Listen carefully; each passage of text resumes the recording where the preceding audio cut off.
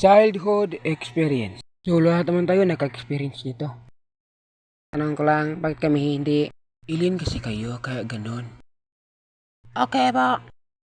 So, una, yung bato lata. Mauna ka na, kalbo. Oh, sige. Ito na. Sablay pa naman. Ako na naman.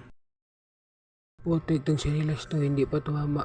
Pangalawa, yung plastic ko. Meron pa kang ibang klaseng teknik. Yung dampa, -1, 2, 3. Iwan ko kung napay 4. Ito pa, balay Tarzan, airplane at iba pa. Pangatlo, yung pusil gawa sa kahoy. Target to namin, yung binugha. Kasi straight yun. Pag kompleto na materials, agad ako gumawa. A few moments later. Natapos na din. All goods na.